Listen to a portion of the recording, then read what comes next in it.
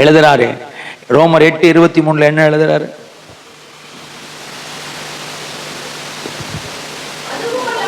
அதுவும் அல்லாமல் ஆவியின் முதல் பலன்களை பெற்ற நாமும் கூட. நல்ல கவனிங்க.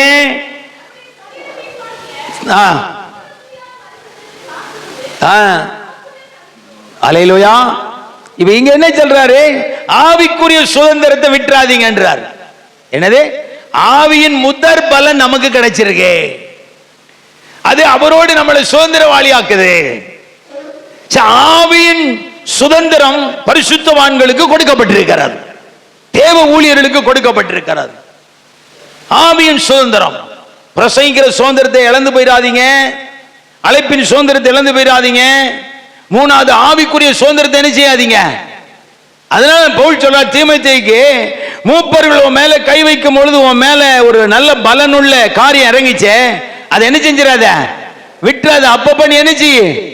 நம்ம ஆளுங்களுக்கெல்லாம் அப்பப்ப திராட்சரசம் குடின்றது காதுல கேக்குது. அதனாலே நிறைய பேர் குடிக்காரன் இருக்கான். நிறைய ஊழியக்காரங்க பாட்டில் குடிக்கிறாங்க. எதிர்ப்பு தெரிவிச்சீங்கன்னா பேர் சொல்லிடுறேன். யூடியூப்லயே சொல்றேன். எனக்கு எதிர்ப்பு தெரிவிச்சீங்கன்னா உங்களுடைய கோமணம் எவ்வளவு பெருசுன்னு சொல்லிடுவேன். எதிர்த்துல நிக்காதீங்க. எதிர்த்து நின்னீங்கன்னா நீங்க இடுப்புல கட்டியிருக்க அருணா கயிறு என்ன கலர்னு சொல்லிடுவேன். எதிர்த்துல என்கிட்ட வந்துடாதீங்க, பின்னி விடுவேன். தோத்திரம். அல்லேலூயா. நிறைய பேர் ஆவிக்குரிய சுதந்திரத்தை இழந்து போயிட்டான். பலவீனம் வரும்பொழுது கொஞ்சம் கொஞ்சம் திராட்சரசம் குடிச்சுக்கன்னு எழுதுனதெல்லாம் காதுல கண்ணுல தெரியுது. கிடைச்ச ஆவிக்குரிய சுதந்திரத்தை காப்பாத்துன்னு சொல்றது கண்ணுக்கு தெரியும். அதனாலதான் கலாத்தியர் 3:3 பவுல் சொல்றார், ஆவியில் ஆரம்பம் பண்ணி நீங்க எங்க போய் முடிக்கிறீங்க? மாமிசத்தில் முடிக்கிறீங்க. ஆப்பா, முதற் பலனாகிய ஆவியின் சுதந்திரத்தை இன்னைக்கு அநேகர் விட்டாச்சு. இன்னைக்கு நிறைய பேர் பேசுற அந்நிய பாஷைக்கு அர்த்தம் என்னன்னு கர்த்தருக்கும் தெரியல, சாத்தானுக்கும் தெரியல, அவனுக்கும் தெரியல. கடாபடா கடாபடான்றான். என்னடா பேசுற? இத பேசினாதான் ஜனங்க நம்பும் நம்மள. இத பேசினாதான். நம்ம சேகர் நல்ல தம்பின்னு ஒரு பாஸ்டர் இருந்தார், செத்து போயிட்டார் வீக்கப்படுறதுல. அவருடைய தங்கச்சி என்னுடைய அண்ணனுக்கு கல்யாணம் பண்ணிருந்தார். ரொம்ப ஃப்ரெண்டு, ரொம்ப அன்பா இருப்பார், ரொம்ப கலகலப்பா பேசுவார். அவர் சொல்லுவார், மருமனே என்ன மாப்பிள்ளைன்னு சொல்லுவார். மாப்பிள்ள ஊழியத்துக்கு கிராமத்துக்கு போவோம். நான் வேற வெள்ளை வேட்டி வெள்ளை ஜீப்பால போன உடனே அங்க உள்ளவங்க எல்லாம் ஃபாதர் நினைச்சிருவாங்க. நானும் உடனே ஒரு தோல்ல ஒரு துண்டை போட்டுட்டு, வெள்ளை துண்டை போட்டுட்டு கல்யாணம் பண்ணி வச்சிருவேன். ஜனங்களுக்கு கல்யாணம் பண்ணி வச்சுட்டு ஒரு அந்நியவாசிய மடமடனே பேசுவேன். அந்த ஜனங்களாம் நினைப்பாங்க இவர் ரோமாபுரியிலேருந்து வந்திருக்கிறார், ரோம பாஷை பேசுவார்னு நினைச்சு எனக்கு எல்லா கணத்தையும் கொடுப்பாங்க பாரு. நல்லா ஜோக்கா பேசுவார். இன்னைக்கு நிறைய பாஸ்டர்களுக்கு நிர்பந்தம் வந்துருது. சர்ச்சில் 4 அந்நிய பாஷையாவது பேச வேண்டிய அவசியம் இருக்கிற மாதிரி உணர்ந்து பேசுறான். உண்மையான அந்நிய பாஷையில நிறைய பேர் கிடையாது. வைச்சாரனுக்கு வேசிகளுக்கும் களவாணி பயிர்களுக்கும் என்ன அந்நிய பாஷை இருக்க போகுது? ஏமாத்துறவனுக்கும் கொள்ளையடிக்கிறவனுக்கும் மடுவா இருக்கிறவனுக்கு என்ன அந்நிய பாஷை வரப்போகுது? அது அந்நிய பாஷையும் கிடையாது, அபிஷேக பாஷையும் கிடையாது. அது ஆவின் முதன் பலன்களை விட்டாச்சு, ஆவின் சுதந்திரத்தை விட்டாச்சு. இப்ப சும்மாவாது உட்காந்து பிரசங்கம் வரமாட்டேங்கி, ஆராதனை வரமாட்டேங்கி, அந்நிய பாஷை வரமாட்டேங்கி, மாதத்துக்கு 3 வாரம் வெளியில இருந்து எவனையாவது பிரசங்கிக்க கூப்பிடுறான். உங்களுக்கு முதற் பலன் ஆகிய ஆவின் சுதந்திரத்தை கர்த்தர் கொடுத்திருக்கிறாரே, அதெல்லாம் காப்பாத்துங்க. கிடைத்த தாளந்து, கிடைத்த கிருபை, கிடைத்த ஜெப ஆவி, கிடைத்த அபிஷேகம், கிடைத்ததான தேவனுடைய நடத்திப்பு எல்லாத்தையும் உங்களுக்குள்ள பாக்குறீங்களா? ஆரம்பத்தில் இருந்தது.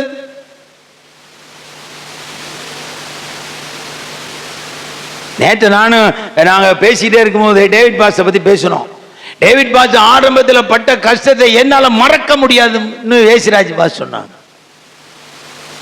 ஆரம்பத்தில் அந்த ஊழியத்தில் வந்த கஷ்டம், நெருக்கம் இன்னைக்கு அவங்க மனதில் அது இருக்கிறதுனால தான் இன்னைக்கு அந்த சிவகாசி பட்டணத்தில் அவங்க ஒரு சரியான லீடரா அநேகர் அடையாளம் காட்ட முடியுது.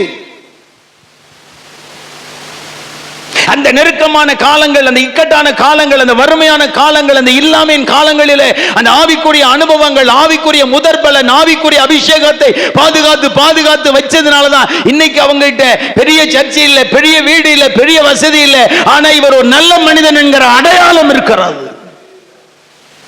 ஏயா ஆவியின் சுதந்திரம் நம்மை அடையாளம் காட்டும். ஆவியின் சுதந்திரம் நம்மளை தேவனுடைய ஊழியன் என்று என்ன செய்யும்? அடையாளம் காட்டும். ஆவிக்குரிய ஊழியக்காரன் என்று இன்னைக்கு பெந்தெகோஸ்தே சபைகளை சொல்லவே முடியல. ஏன்? ஆவியின் முதற் பலனாகிய ஆவியின் சுதந்திரத்தை எத்தனையோ தேவ ஊழியர்கள் இல்லாமல் அவைகளை அழித்து விட்டார்கள். பானாயா, உங்களுடைய ஆவியின் சுதந்திரத்தை காப்பாத்துங்க. ஆமென்.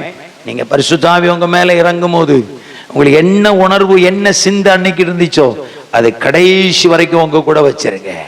அல்லேலூயா, ஆமென். சிம்சோனுக்கு கிடைத்த ஆவியின் முதற் பலன் நமக்கு கிடைக்கலையே. அவனை கர்த்தர் எப்படி வைத்திருந்தார் பாருங்க.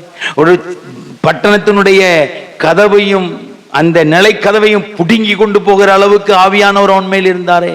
அது ஒரு சாதாரணமான இன்பத்துக்காக ஆவியின் பலனை, ஆவியின் சுதந்திரத்தை இழந்து போனானே. நிறைய ஊழியர்கள் ஆவியின் சுதந்திரத்தை இழந்து போறாங்க. தயவு செய்து சொல்றேன், பிரசங்கிக்கிற சுதந்திரத்தை விட்டுறாதீங்க. இரண்டாவது அழைப்பின் சுதந்திரத்தை விட்டுறாதீங்க. மூன்றாவது ஆவியின் சுதந்திரத்தை விட்டு மாமிசத்துல முடிச்சிடாதீங்க. உங்க ஆவியின் சுதந்திரம் உங்களுக்கு மாத்திரம் இல்லை, உங்க மூலமா பல ஆயிரம் பேருடைய வாழ்க்கைக்கு அது ரொம்ப தேவையா இருக்கிறது. பல ஆயிரக்கணக்கான ஜனங்கள் உங்களுடைய ஆவியின் சுதந்திரத்தை பின்பற்ற வேண்டிய அவசியம் இருக்கிறது. அதனாலதான் இயேசு சொன்னார், நீங்கள் போய் எருசலேமிலே காத்திருங்கள், பரிசுத்த ஆவி உங்களிடத்தில் வரும்பொழுது நீங்கள் பலனடைந்து நீங்கள் என்னவாயிருப்பீர்கள்? எனக்கு சாட்சிகளாயிருப்பீர்கள். ஆவியின் சுதந்திரம் தேவனுடைய சாட்சி உங்களிடத்திலிருந்து வெளியே கொண்டு வரும். ஆமென். ஆவியின் சுதந்திரத்தை என்ன செஞ்சிடாதீங்க, விட்டுறாதீங்க. கடைசியாக ஒன்றை சொல்லி முடிக்கிறேன். இந்த வேதாகமத்தில் நிறைய இருக்கிறார்.